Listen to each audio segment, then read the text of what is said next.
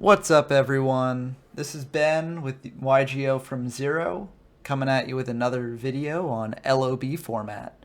If you didn't see the guide I put out yesterday, I don't blame you. It was 2 hours long, which is a lot to ask people to watch, especially for a new channel like mine. But basically, I covered the ins and outs of the format, the different strategies you can encounter, and the different best decks of the format. And this right here is easily one of the best decks of the format. It's basically the standard aggro deck. So it's a deck that just wants to play its monsters, attack your opponent directly, wipe out their life points, and that's it. So I'm going to quickly just go through the deck, card by card, explain what everything in here is for. If you watched the guide from yesterday, you could skip through this if you want, just to go directly to the games that I'll feature with it, because we're going to be showing off some mirror matches, so games that are played with both players using this deck. So let me first go through the card by card here.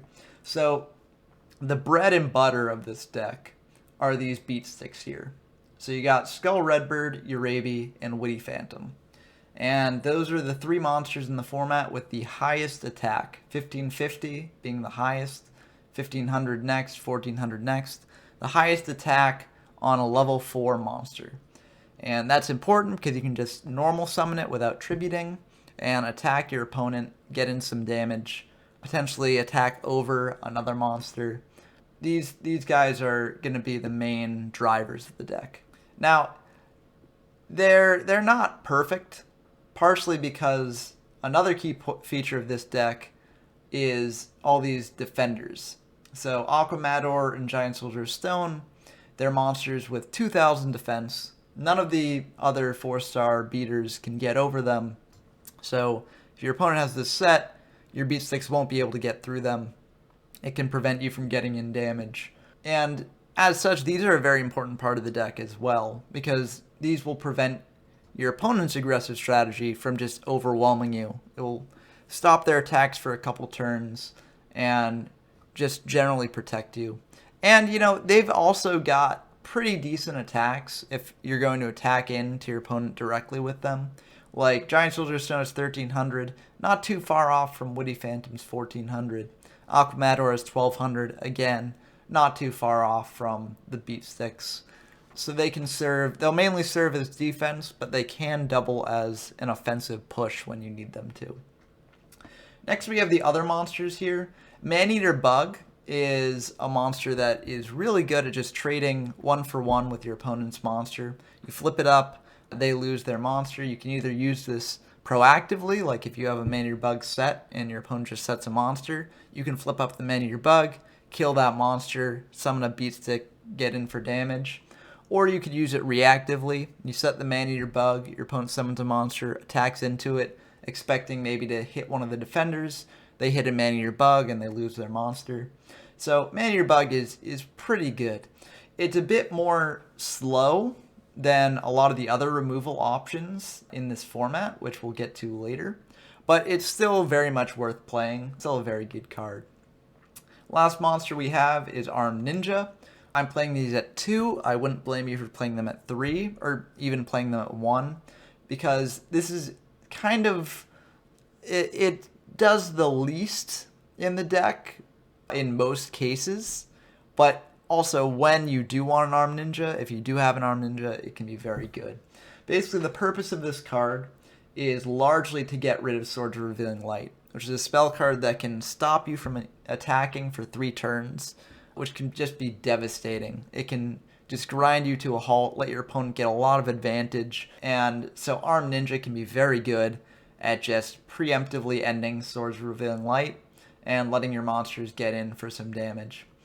Armed Ninja can also be good at sniping bluffs.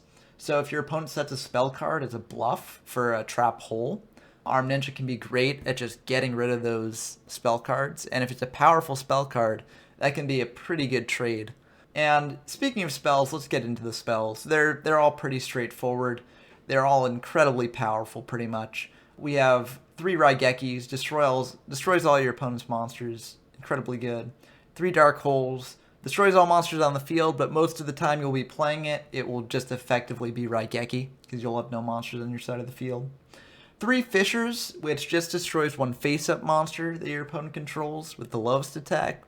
So this may seem like the worst of the 3, and it is, but it just can be very good. Like, just if your opponent has 1 monster in the field, you can just clear that monster out of the way and get in for damage with your beat sticks. It's a very good card, despite having a lot more limitations than Dark Hole and Raigeki.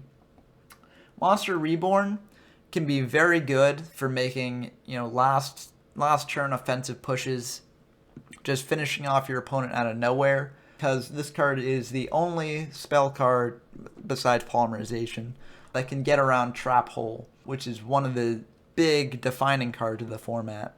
But we'll get to Trap Hole later. Monster Reborn, very good at making those last minute pushes for a ton of damage. Pot of Greed, best card in the format in my opinion. It's just a free couple extra cards. It's just like, you never don't want to see Pot of Greed. It just can get you into more of your power cards. It can get you more of your monsters to attack in. It's just incredibly good.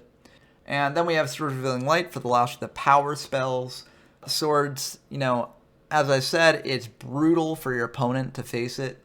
It can halt their game plan, give you time to draw into more cards, and you can attack through your own swords, which is incredibly good as well. So it's like a one-sided sort of floodgate. Just incredibly good card.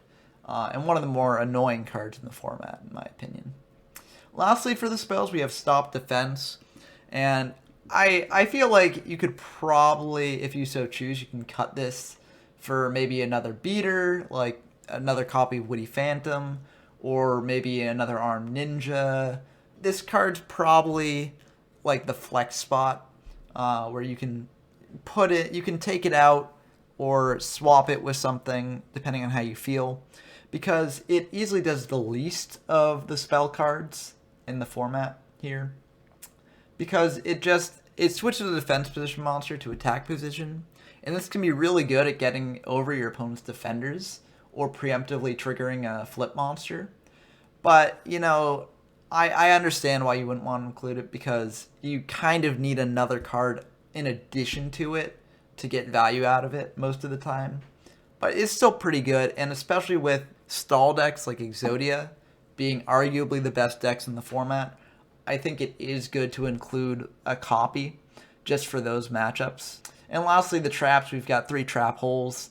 Trap Holes, just basically the only form of interaction that you have with your opponent on their turn. So it can be very good at potentially stopping your opponent's lethal pushes. It can be good at, protecting any of your beat sticks. If you have a Urabi and your opponent summons the Skull Redbird, you can protect it with the Trap Hole. It's just a pretty good card and a necessary inclusion in a format without any other interaction on your opponent's turn, really. For the side deck, this side deck doesn't really come up in matches against other aggro decks, really, but it's basically just targeting Exodia decks. You can side into a lot of other beat sticks here, even the weaker ones like Trial of Nightmare and Fire Yaru. If you side into enough of them, then it can really throw off your opponent for like when they decide to use removal spells or when they decide to use Trap Holes, things like that. And of course another Armed Ninja, just to really punish your opponent's Swords Revealing Light. And 2 more Stop Defenses just to get through your opponent's defenders. And then there are 3 Dragon Capture Jars. The Dragon deck is a joke. It's not real. And so this is more just kind of like a jokey card. You should probably have something that you could actually, reasonably use in the side deck here. But honestly, this is enough to side into the Exodia deck. And so it's like, why not include the Dragon Capture Jars? They're funny. And, if your opponent is playing like Blue Eyes and stuff like that, you're prepared. You can side in something for them. And that is the just deck breakdown, really quick run through of it. You'll be able to see all these cards more in action in the games. So let's just jump right into them. Okay, now to get into the games. We got our first match against Tenurg, and they have indeed won the die roll, so they will decide whether to go first or second. They're going to choose to go first, and so we each draw our hands. They draw for turn, and they're starting off. Great draw, pot of greed, just starting off an extra card up, and they're just setting one card and passing to us. So we don't have the best hand to capitalize on that. We've got a defender, we've got an armed ninja, both of which can be good if we want to go on the defensive, or if our opponent drops its swords. Those are both very good, but for this board, it's not the best, especially since we don't have a trap hole. So like summoning the Alchemator and attacking in probably isn't the best. People have no way to protect it. So what we're going to do is we're just going to set that Alchemator, set a bluff and Fisher here, and then we'll just pass to our opponent. And let's see what they do. They're going to start out with a swords, which I think is a pretty decent play. If this is a man-eater bug, it clears that out of the way. Unfortunately for them, it's not. It's our Alchemator. So this doesn't really do as much. So they'll just set a card and they'll pass. So going back to us, we have a couple options. We can't attack, so we can't do anything about this. And if it's a man-eater bug, that would really punish if we set this armed ninja. But the sword is just so bad. It's so bad for us that we've got to try for the armed ninja set. And if they flip the man-eater bug and pop armed ninja, then at least they haven't gotten rid of our Alchemator. They'll have to use another card to do that. So it's not the worst play to set the armed ninja, and indeed that's what we do. So we set this and just hope that that's just a defender or something else, and that they can't actually deal with our armed ninja. Unfortunately, it is the man-eater bug. They pop the armed ninja, so we don't have a way to clear swords. And then they'll just set another card face down and pass. So, this is kind of what I was talking about before, where, we lost our armed ninja, which is bad because we can't clear the swords right away, but they can't really capitalize on that since they don't have a way to get rid of this Alchemator. So we're still doing okay because we're basically preventing them from attacking just like they're preventing us from attacking. So it's our turn. We just set another card because, Witty Phantom isn't the best card to have. And if we can bluff that this is like another armed ninja maybe, something like that, we can potentially bait out some removal. You could argue that this isn't the best because, it's like it incentivizes them to use a Raigeki because the Raigeki will get more value than if they just used it on the Alchemator. But if they did have like a Fisher and they summoned another Beat Stick, they could get in for a ton of damage. And if that is a man-eater bug, then we don't want them to pop our Alchemator and then just be able to get in for more. So I think it makes sense to do this play. It is debatable. It just depends on how quickly you want to play the game, I guess. They do have the Raigeki, so we do lose both our monsters. But, as I said, Witty Phantom isn't the best of our monsters. It's probably one of the worst monsters in our deck, so it's not the worst. They flip up the Skull Redbird, which is pretty bad for us. This is a lot of damage. This is a full fourth of our life points, which is rough. But at least they didn't summon another monster to capitalize on it further. And now we're actually in a pretty good position, because if we Swords Revealing Light here, then the only way they can clear it is by setting an armed ninja. So they're probably going to set another monster. And then we've got this Raigeki here that can just clear out their entire field. So it's extremely good. And their swords is gone now. So we can capitalize on that Raigeki play next turn with the Skull Redbird. And as predicted, they set a card. Now they know that we're going to probably try and clear it because we don't want our swords to expire before getting the full 3 turns of value. So we start out by summoning the Skull Redbird, and the reason for that is we could have Raigeki'd first and then summoned the Skull Redbird, But that's just really like, if they have a trap hole, which this isn't a trap hole, but if it was, then they have no reason not to play the trap hole when we summon the Skull Red Bird after Raigeki. Whereas if we summon the Skull Red Bird first, they might think, okay, well, I've got enough defenders that this thing won't get in to attack my life points. Of course, we do have the Raigeki, so we clear a lot of cards, and such a very good trade with that Raigeki. And then we can just attack in with the Skull Red Bird. That was a misclick. This Skull Red Bird isn't that powerful, but it does get in for 1550, which is pretty good. This Swords, by the way, should have... this is the second turn on the Swords. We just forgot to put a counter on it. They'll set another monster. And we draw the best card in our deck, Pot of Greed. And we just play another Skull Redbird, because why not? You know, if that's a Man-Eater Bug, we'll lose one Skull Redbird. If it's an Armed Ninja, we'll lose the Swords. And if it's a Defender, you know, we won't be able to get in. But if it's a Defender, we have Fissures for the follow-up, and they might not be incentivized to clear our board. So, you know, we're either getting in for 1550 this turn, trading with a Man-Eater Bug and keeping a Skull Redbird, or we'll, you know, be facing down a Defender that we can easily get rid of next turn. So we attack in, take the 450, and just pass to our opponent. Because what are they going to do? They're going to Raigeki, apparently, which isn't the worst for us. Swords does expire, but we've got another Swords, which plays great with our Dark Hole. So the idea is that hopefully they'll commit more monsters just like that, and we'll have the Dark Hole as follow-up. Here we do fire the Dark Hole, because that's Armed Ninja. That'd be really bad for us. And we see that they haven't used any Armed Ninjas yet, so it's not the most unlikely option that it is an Armed Ninja.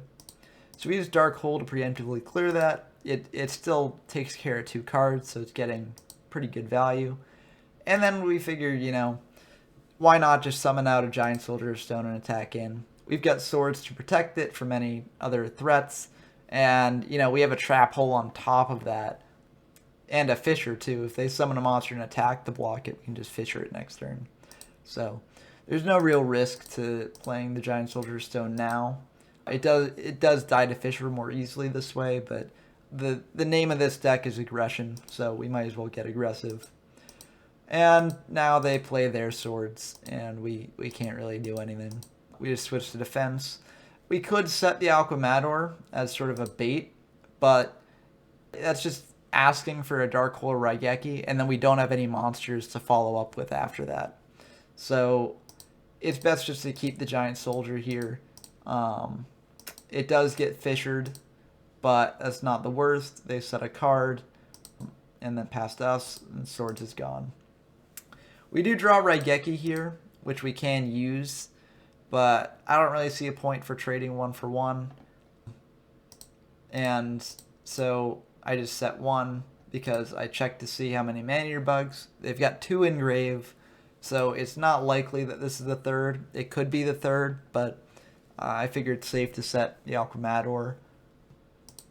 And then I just pass to them. And luckily it is not a Man-Eater Bug. And we can just wall up for a turn, and they don't have anything else to do with that. Our turn, we're not really incentivized to do anything more. We could Fissure the Urabi here, especially since we have 2 Fissures, 1 set and 1 in hand. But I don't really see a reason to do that. We've still got this Defender here. Even if they clear our board, they can't really kill us. They could Monster Reborn. I guess if they Monster Reborned like 3 monsters and had a Fissure Raigeki or something, then we'd lose. So maybe I should have Fissured the Urabi, but that's a bit of a long. That's a bit of an unlikely possibility. So their Swords expires. They Dark Hole here, which means that they're really desperate to get rid of this thing. They don't have any real removal for it. So they dark hole and clear their own monsters. So this is a 2-for-1 trade, which is very good for us. They summon out the Skull Redbird. I do trap hole this because we've got 2 trap holes, and I figure if they're dark holing that desperately, then they must have something. And so I just want to potentially prevent any sort of Monster Reborn shenanigans. And it turns out they do have Monster Reborn, so they'll bring back this Skull Redbird and get in. And, you know, I don't think that's the worst, but I will say, in general, Monster Reborns are great to hold for the very end of the game, just because now that the Skull Redbird's on the field, I can just fisher it or get rid of it through some other means. But we draw Pot of Greed, and we draw Pot of Greed off of that Pot of Greed, which is even better. So we're feeling pretty good. Especially because we've got 3 fishers. We can easily clear this Skull Redbird. So we summon out the Urabi, and then we fisher. Because again, you know, if they had trap hole, it would be a no-brainer to trap hole the Urabi after we summon it on an empty board. But this sort of gives them a bit more pause. But now we can get in for 15, and we're in a pretty good spot. Because if this Urabi survives, and they just, like, set a card or something, then we can easily clear that, Monster Reborn back a Skull Redbird, and that's pretty much game. But we'll see. I set one more, just because why not bluff. They have Dark Hole to clear our Urabi, which is pretty decent, and they have Urabi of their own. Now, if they have 2 Monster Reborns here, then we lose. So I do trap hole this, just in case. It's unlikely, but we're pretty far ahead, and so I think it's best just to use it now. And then we draw a Man-Eater Bug, which isn't the best. I can't really get in for much damage with that, so we just set it. It, of course, loses to a stop defense, it loses to swords, but, you know, we might as well just set it. They've got a card of their own to set, and this is very, very good for us. We can just pop it with the Man-Eater Bug, and then get in for damage. And then we're pretty set. I mean, we could activate the swords here, but like, I don't think we need to. We're not really at risk of losing out of nowhere, even if they do have double Monster Reborn. I guess if they have double Monster Reborn, then we could lose here, but it's not really much of a risk to keep it in an attack and just leave it there. They do have Witty Phantom to attack in, but again, that's not the worst. And now we can swords and just, you know, stall out for a couple turns. We've got the Dark Hole, so if they set any other monsters, you know, we can deal with them. We've got the Monster Reborn here for the lethal push when we actually draw a card that we can use to do it. And, you know, then they drop their swords, which is probably for the best because we're very close to winning. But we've got Dark Hole, which clears their Armed Ninja, which is very good. Very good that we got that out of the way so we can keep up our stalling tactics. And, you know, now that we've cleared their board with our Dark Hole, we can just set an Armed Ninja of our own and hope it survives to kill that swords. Because if it does, you know, we're feeling pretty good. And they pass, they can't do anything. And this double Monster Reborn just locks up the game. So we can just flip the Armed Ninja, pop that swords, double Monster Reborn, you know, we can bring back double Skull Redbird, and that's just game. For the siding, Dueling Book unfortunately doesn't show replays of the sideboarding process, but I didn't side in anything. Our opponent could have been on, you know, Aggro smoke screening into Exodia, but if that's the case, you know, it's not worth siding for that unlikely scenario. So I just don't side into anything. And now it's game 2. So our opponent's going first. They draw Pot of Greed, and they draw another Pot of Greed. So they're sitting really pretty. They have 8 cards in hand as opposed to our starting 6 next turn. But luckily, we've got a pot of greed to even the field a bit. And we also draw our pot of greed because, you know, Lady Luck is shining on both of us this game. They do have this set here, and if it's Man-Eater Bug, we do kind of get punished by setting a defender. But we've got enough monsters, and especially enough defenders, that I don't feel too bad if we lose a defender to Man-Eater Bug. So it's worth doing. And then we set a Dark Hole. If it's Armed Ninja, then that's really bad for us because we lose one of our power cards. But setting Armed Ninja the first turn is not the best move because if your opponent, you know, just attacks it, then you have to target your own back row. So I feel pretty safe setting the Dark Hole because I'm pretty sure it's not Armed Ninja. And now we've got a bluff.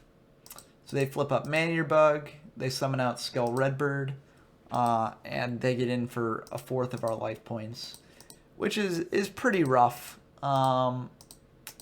But, you know, it's not the worst thing in the world. I just Dark Hole here because I don't want them to potentially just clear whatever I set and then summon out another monster and attack in for a ton of damage. So I figure why not just, you know, stem the bleeding now. I can set a Man-Eater Bug here to clear whatever else they bring out next. And then I'll just set the Reborn as another bluff. And just like I was hoping, they just bring out another monster. They don't clear the Man-Eater Bug. Summon out your Raby first to play around Trap Hole. Then flip the Man-Eater Bug. And now we can attack in for almost a 4th of their life points. So we've equalized the situation pretty well. Of course, they've got a Dark Hole, just like we Dark Holed them. They Dark Hole us. So we lose our guys. And then, of course, they've got another beater, so they get in for even more damage, which is pretty rough. But, you know, not really much we can do about that. We've got all monsters. I just set the Man-Eater Bug, because if they've got Trap Hole and I summon a Skull Redbird into it, that's pretty bad. So I figure they didn't clear our set last time. They hopefully won't clear the set this time. And the only ways to really clear the set are like Raigeki, because a Stop, Defend, or a Swords will make the Man-Eater Bug kill the Urabi. So I figure this is pretty good. They draw the 3rd Pot of Greed, and they do clear our set with Raigeki, which, you know, with the amount of cards that they have in hand, they probably have access to a lot more removal. So I think that was the correct move. Might as well use the removal that you got. They summon out Giant Soldier. They activate Monster Reborn, and it's clear that they've got lethal here because they've got another Monster Reborn, and we just lose. So that's game 2.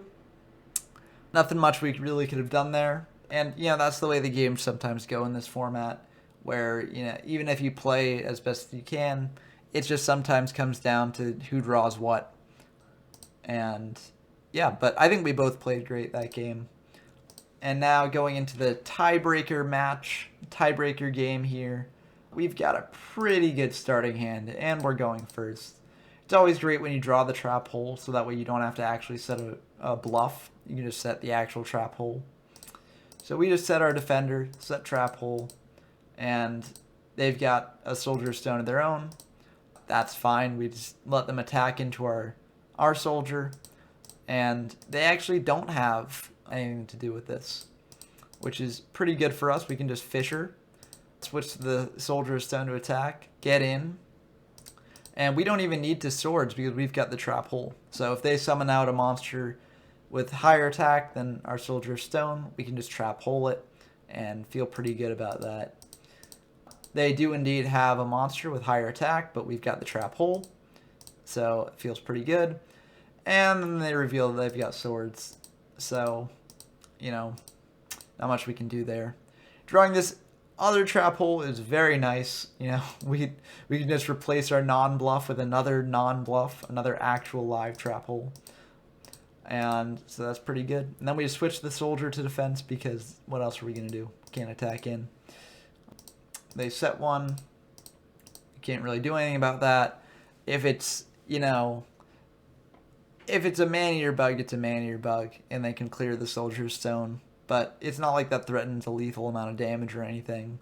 And they've got tons of way to clear the Soldier's Stone as is in their deck, so we don't really need to use the Raigeki on it. And that's turn 2 on Swords. They draw Pot of Greed, the best card in the game, and then they man-eater bug and bring out a Skull Redbird. And so this will be getting in for another 4th of our life points, which is pretty rough. But all in all, not the worst. We've got Defenders if we so choose. We've got Swords Really Light if we so choose. We can stall the game a bit. And we choose to go for the Swords route, which makes sense because we have Raigeki in hand. So if they set a monster, they set an Armed Ninja, we can just Raigeki. It's a 3-for-1 trade. That's pretty good. We also set this Aquamador. You could argue that we didn't need to, and that's true. But I figure, you know, it's more damage on board. We can threaten that this is a man-eater bug. Try to get them to clear it so that they can set their own ninja in peace. You know, it isn't bad. And also, now that the Swords is gone, next turn we'll be able to use it to attack in after we Raigeki their board. So they set another monster, and they pass to us. And now we draw another Raigeki, so that makes this Raigeki that we're going to do here even better. We summon our monsters first, and then we Raigeki. So, pretty good for us. And then we get in for 2,500, which is a lot of damage. And we pass to them. And this game sort of shows how these defenders can really put in double duty. Like, they can really block your opponent from getting in, from making their aggressive pushes. And when you don't draw your beaters, they can really go to town on your opponent's life points. But our opponent has a Dark Hole, which makes sense. Board clears are a dime a dozen in this format. And then they've got a Swords of their own. And we draw Armed Ninja, which is pretty good here. So we just set it. If that's a man-eater bug, then, you know, they can kill it. But it's not the worst. We can potentially clear their Swords. And it turns out that they have an Armed Ninja of their own. And this is a bit interesting here because our Swords is pretty much almost done. Like, it will go away at the end of their turn anyways. So they actually choose to target our set card just in case it's a bluff. Because that will be able to... If it is a bluff, then they can get rid of a powerful card and deprive me of more resources that way. Unfortunately for them, it is a trap hole, so they do get to know it's a trap hole, but besides that, nothing happens. And then they just set another card. They set a defender, probably preparing for next turn so that they can hopefully attack in. But at the end of their turn, Swords expires, and now I've sort of got my own decision to make. I don't really have any offensive pushes to make if I get rid of the Swords of Ravine like this turn, because I do have a Monster Reborn, but, you know, just flipping up Armed Ninja, destroying Swords, Raigekiing their board, and Monster Reborning, that's like 1,800, 1,850 damage, and they could clear my board, leaving me with nothing to do next turn. So I don't actually choose to do that. I just choose to leave it there, set face down. And, you know, I just wait, you know, because I don't really mind if they attack into it and I get to either take out their Swords or look at their back row. So they stopped defense, which is, you know, another reason why I just left it, because they probably think it's just a defender, when actually it is an Armed Ninja. So I'll actually get to look at their back row. It's a trap hole. You know, sometimes you just get lucky on the snipes like they did. So, but they flip up their Aquamador, they attack in, and they get in for a little bit of damage. Now I could have trap holed the Aquamador, but especially since they know about that. But given that they still had their normal summon left, I figured it made sense not to. And yeah, so we draw Urabi, we Dark Hole their board, and then we set the Urabi. Because we know about the trap hole. So summoning the Urabi would just play into the trap hole. So there's no reason to really do that.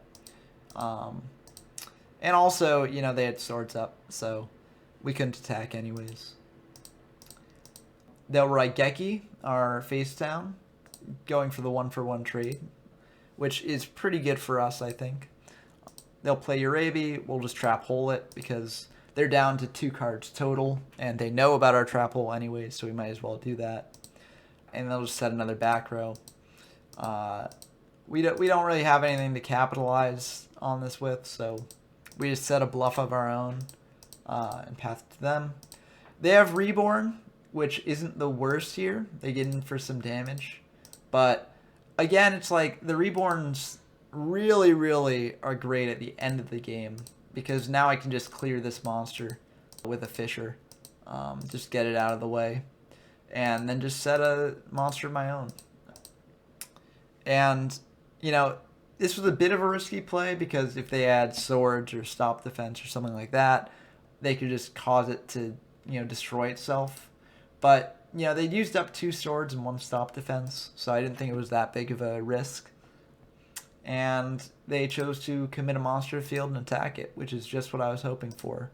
Because now I got to clear their monster away with a nice 1-for-1 trade there. And I draw the best card of the game. Just pot of greed into 2 more cards. Summon Witty Phantom. I could have summoned Aqua Matador, but I was just really trying to bait out their trap hole, and I figure Aqua Matador can have some utility as a defender if they draw another beater. So I figure it's best just to summon out the Witty Phantom. It's only 200 difference in attack anyways, so I didn't think it was the worst play. And it did bait out the trap hole, so I was pretty happy with that. And they don't have anything else, so they pass it to us. And then now we can summon out our Aqua Matador and just hit in. And now we're looking pretty good because if they don't get rid of this Aqua Matador on their turn, then we just have game because we can Raigeki whatever they bring out and Monster Reborn to get lethal damage. If they do clear the Aqua Matador, we're still looking pretty good because we could just draw into a monster, and then if that's not trap hole, then we can just summon our Monster Reborn, get in for game. So we're in a very good position here. Let's see what they do. They have a Fisher, so they can clear our Aqua Matador, but they have no back row, which is very good for us because now we can just, you know, Raigeki, summon out the Urabi, and Monster Reborn for game. And so I think that was a very, very sort of good example of what the aggro versus aggro matchup looks like in this format. And it also has, there are also lessons here about, you know, when to use Monster Reborn and using your removal spells that I don't think are quite obvious when you first start playing the format. So I hope that you were able to learn a lot from that duel. And for the next one that I'm going to show, I'm actually going to show both players' hands so we can sort of see what each player is doing managing their resources in real time, as opposed to just sort of showing it from my perspective. Okay, this time we got a duel against Kane, a different player. And this time we're going first. We won the die roll there. And you can see that we both started off with a bit more defensive hands. They've got 2 defenders. We've got a defender and an armed ninja. But we also have pot of greed, so that's pretty good. So we draw, and of course we always start with the pot of greed because there's no reason not to play it immediately. So we draw into some more cards. We could set the Man-Eater Bug, but the fear is, you know, if they open with the swords or they open with the stop defense, that can really mess us up. So I figure it's better to start with a defender, and then we back up that defender with a trap hole. Then we go to them. So they choose to also just set a defender face down, and they don't have a trap hole, but they do have a pretty good bluff and Fisher. And they figure, you know, this is probably good enough. This does get punished by Man-Eater Bug, but they've got the Urabi to follow up on that, so it's not the worst thing in the world. We flip up the giant soldier, and we've got a stop defense, hoping that this is sort of another 2k defender, because if it's a man-eater bug, then we sort of get punished for this. But also we can just bring out, you know, another giant soldier stone or something, if it is. So it's not the worst. But it is, in fact, a 2k defender like we hoped. And, you know, we don't have a beater to really capitalize on this. But we can do the sort of cheeky play of playing a giant soldier stone of our own and just, you know, crashing these two giant soldier stone and then getting in for 1300 with the other one. Not ideal, but, you know, you got to make do with what you got. And, of course, they open into a pot of greed there, which is pretty good. And they draw some pretty good cards as well. And they do have a Fisher to deal with our giant soldier. They do have a Urabi. And I do think this is a bit of an early activation of the Monster Reborn. But it does get more damage in.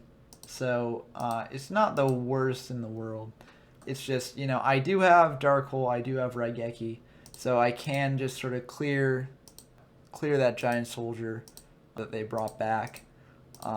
Or I could activate Sword of Revealing Light and wait for them to commit another monster before doing that. Which is what I do. And so they set another monster, which is, you know, a pretty good way to bluff our ninja and get me to use removal. But again, you know, it's a 3-for-1 trade on my behalf, so I'm feeling pretty good about that. And they set a trap hole of their own, and then they passed us. And that's one on the swords. I feel good just dark holing this because it's a 3-for-1 trade, and we do have the Raigeki to follow up with later.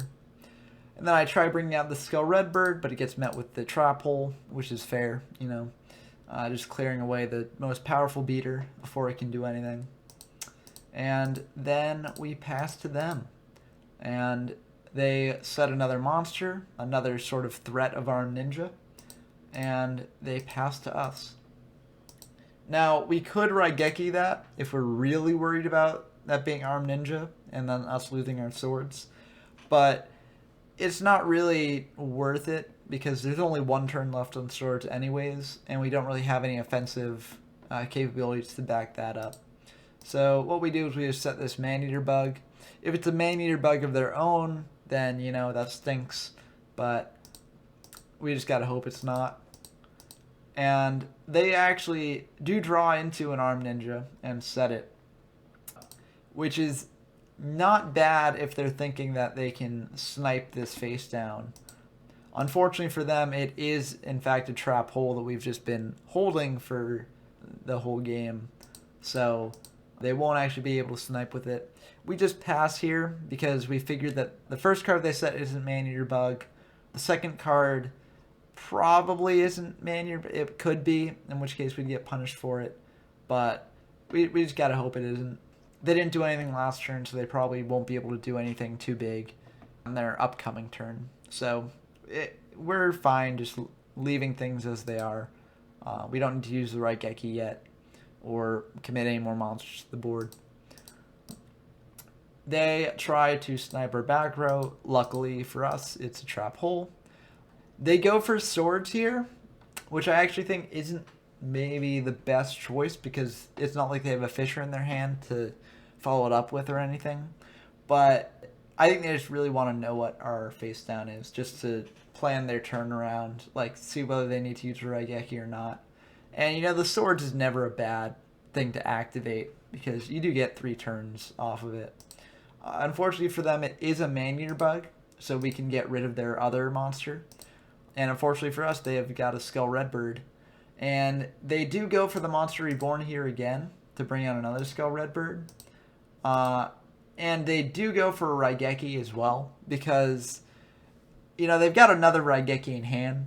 So they probably figure, you know, it's better just to clear this Armed Ninja, get in for over half of their opponent's life points, and then potentially get in for lethal damage the next turn.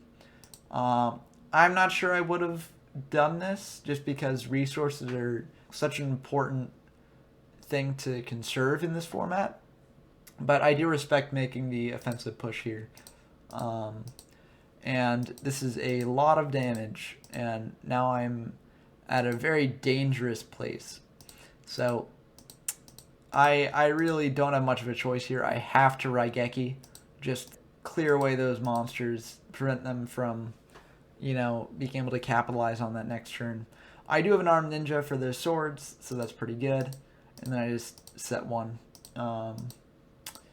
So they just, they don't have any monsters left, so they've just got to set a card and pass. And luckily for us, we can get rid of their swords with the armed ninja and summon out an Aquamador as well, which, it's not as powerful as Skull Redbird, but we want to sort of save the Skull Redbird to get over their bigger beat sticks. So that's why we go for the Aquamador instead. And now we can get in for some damage here. So now it's their turn. They draw another Raigeki, so they are able to clear our board. And they kind of have to, because we'll just keep attacking in each turn. But luckily we draw another beater. They have to trap hole it, just because if I have a bunch of monster reborns, then that would get really bad for them. And just, they're getting to a point where their life points are kind of precarious. So they do trap hole the Witty Phantom. And we've still got our Skull Redbird in hand sitting pretty, which is why we saved it. They do have Urabi. We've got double trap hole, so I feel like I can just activate this trap hole and be fine. And now we're sitting real good. We've got a Skull Redbird that we can attack in with. They've got one card in hand, so even if they do, sort of draw Monster Reborn to get around our trap hole, they're not going to be able to get in for a lethal amount of damage, because they'll most be able to Monster Reborn a Skull Redbird, Fisher or Raigeki, or do something to our Skull Redbird and get in for 1550. So I figure it's okay to hold the swords, because there's no way they can kill us next turn. They do draw the Fisher, so we do lose our Skull Redbird, but they don't have anything to follow it up with, and that's pretty good for us. Again, they didn't really go for lethal or anything last turn, so I figured they don't have a Monster Reborn, and even if they do have a Monster Reborn, they won't be able to draw two since they've used two Monster Reborns already. So I feel fine just passing without activating the Swords Within Light. It's with this trap hole in reserve. And again, they don't draw a monster, they just draw a spell. And now we can get in for some damage with this Aquamador. And, things are looking pretty good for us. They do have the Dark Hole, which they do use up because, they've got this Raigeki just sitting in their hand. So it's not like they really need to conserve their board wipes when they've got one in reserve.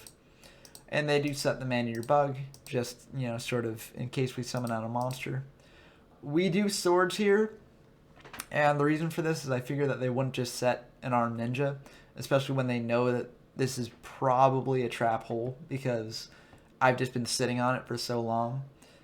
And it is a Man-Eater Bug, so that's very good for us. And then we just pass to them. They set an Aquamador of their own, which is pretty bad for us if we wanted to make an offensive push, but we don't really have the capability to do that. So we just set a Man-Eater Bug of our own. They've only used up one Man-Eater Bug, so it's there's a decent chance that this is a Man-Eater Bug right here, in which case we get punished for this play a bit.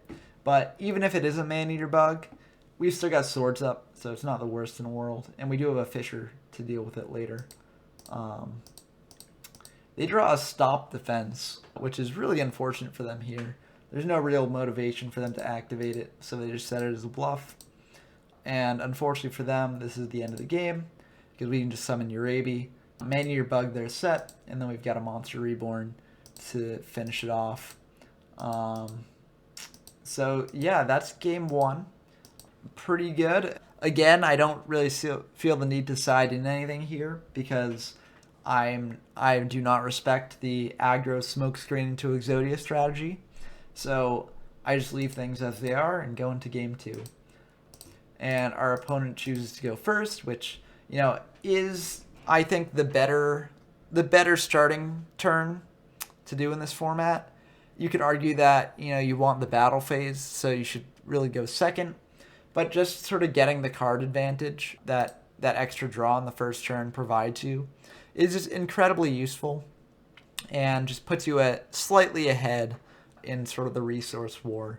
So it's worth going first, in my opinion. They open Pot of Greed. Everyone's been opening Pot of Greed a lot in these games for some reason. I don't know why.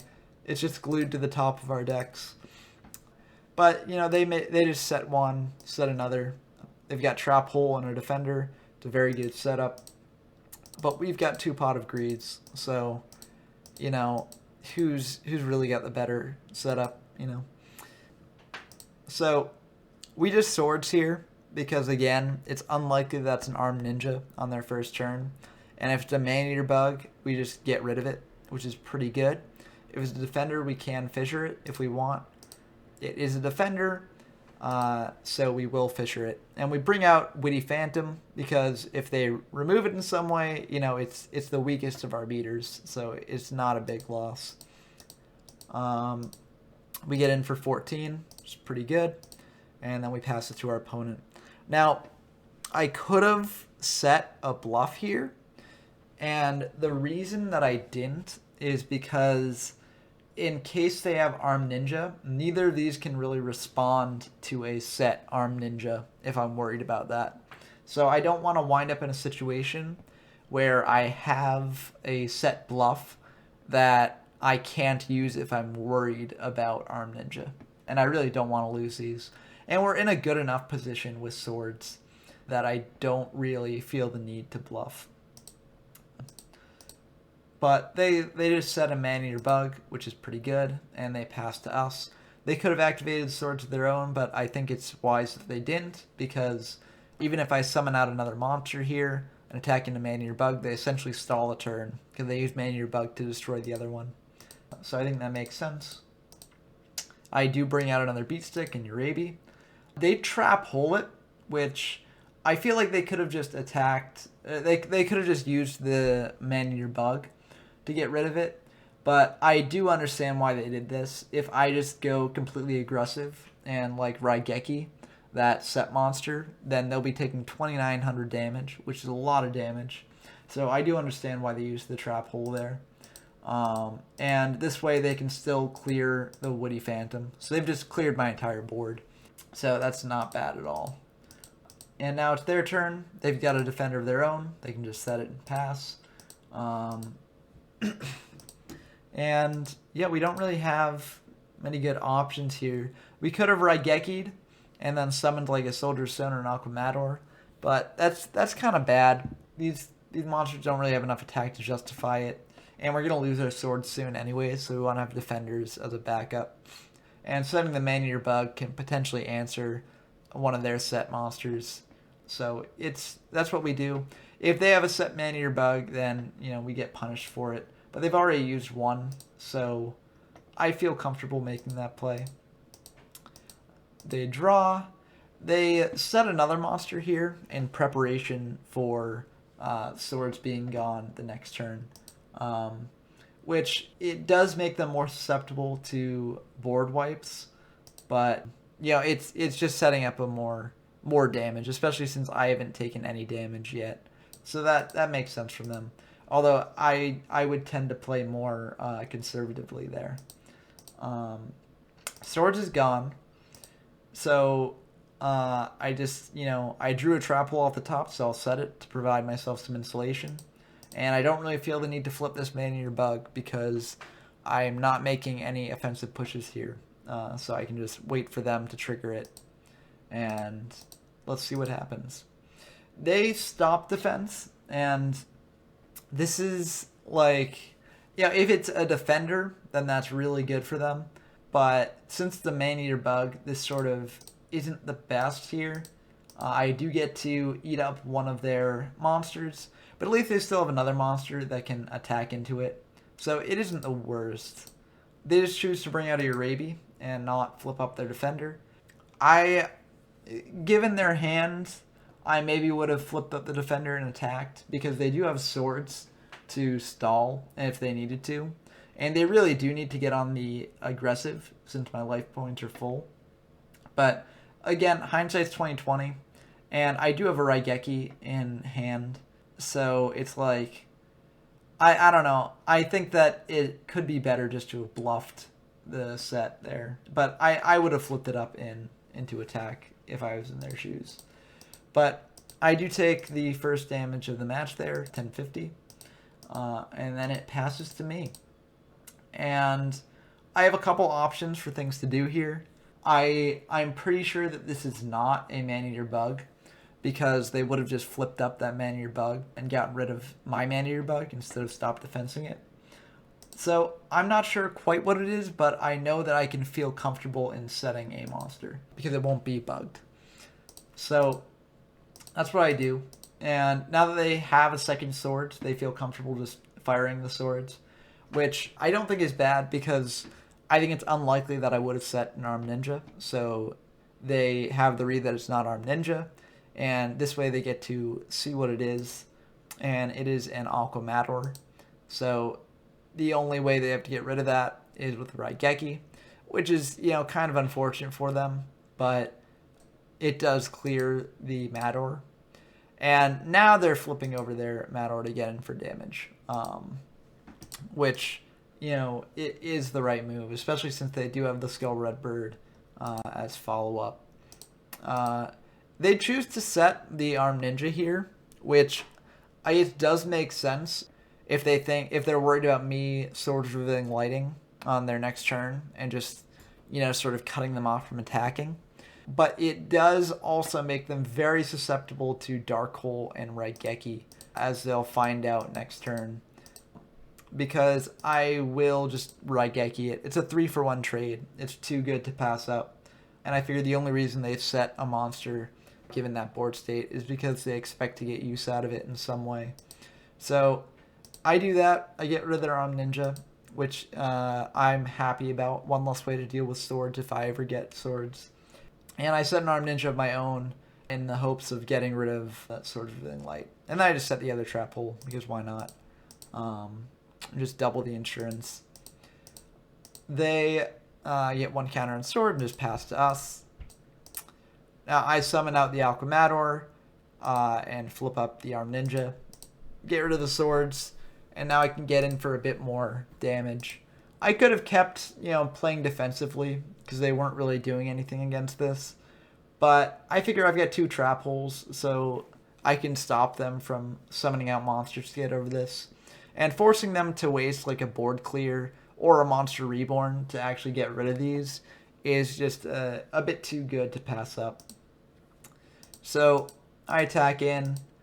They draw another swords, and they bring out an Aqua Mator of their own. I'm fine with that, because I've got Giant Soldier of Stone in hand to attack over it next turn. And I don't really care about my Armed Ninja that much. And even better, I've got a better beat stick to follow it up with later. But I will bring out the Giant Soldier of Stone in case they want to trap hole it. They do not, because that's just a bluff. And I do get in for 1,300, which is, pretty good. They're getting pretty low. They're at 3,800. But they do draw the Dark Hole. Now, if I was in their shoes, I might have activated a Swords first and then Dark Hold if I committed more to the board.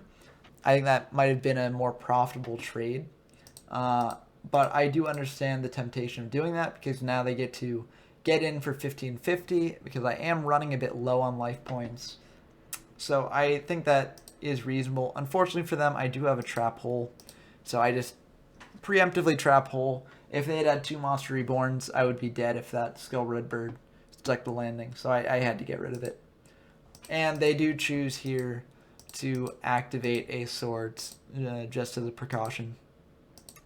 I don't really draw anything to deal with swords, but I can bluff that I have one. So I just set a monster to pretend I've got Armed Ninja, and then I pass to them.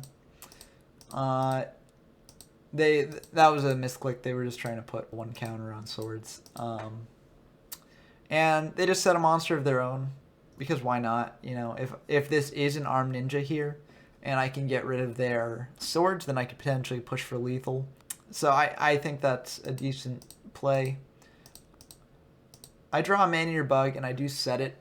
This is sort of playing into Raigeki a little bit, but I don't think they're going to go for Raigeki, because I don't think they're too worried about this being an armed ninja, because then, the swords isn't really getting too much more value from them.